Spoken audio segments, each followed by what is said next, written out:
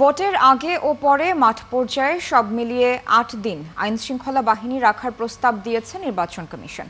সোমবার ভোট কেন্দ্রের নিরাপত্তা, অবৈধ অস্ত্র ও এআই এর অপব্যবহার রোধ সহ আইনশৃঙ্খলা পরিস্থিতি নিয়ে বিভিন্ন বাহিনীর ঊর্ধ্বতন কর্মকর্তাদের সাথে বৈঠক করেছে ইসি। ফারজানা আক্তারের প্রতিবেদন। ত্রয়োদশ জাতীয় সংসদ নির্বাচনকে সামনে রেখে আইনশৃঙ্খলা বাহিনীর ঊর্ধ্বতন কর্মকর্তাদের সাথে বৈঠক করেছে ইসি।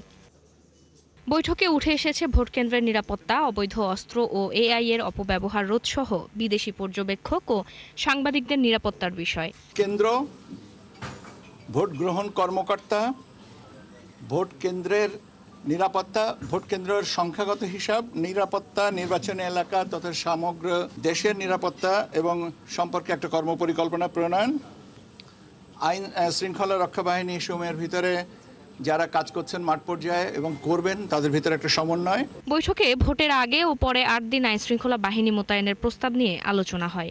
এবারের ভোটে সেনাবাহিনী মোতায়েন থাকবে ৯০,০০০ থেকে ১ লাখ আর পুলিশ ১.৫ লাখ। ৫ দিনের ডিপ্লয়মেন্ট প্রোগ্রাম করা হয়, সেখানে একটা প্রস্তাব এসছে এটা যেন ৮ দিন করা হয়। নির্বাচনের আগে ৩ দিন, নির্বাচনের দিন এবং নির্বাচন পরবর্তীতে ৪ দিন। ইসি সচিব আরও বলেন, আইনশৃঙ্খলা পরিস্থিতি নিয়ে কোনো উদ্বেগ নেই। অবশ্যই নির্বাচন করার মতন পরিবেশ আছে এবং সেটাই আরো সংহত করার জন্যই আজকের আলোচনা এবং এটা চলমান থাকবে। আমি তো দ্বিতীয়বার এটা বললাম, তৃতীয়বারে বলছি, আশঙ্কা প্রকাশের কোনো কারণ এখানে ছিল না।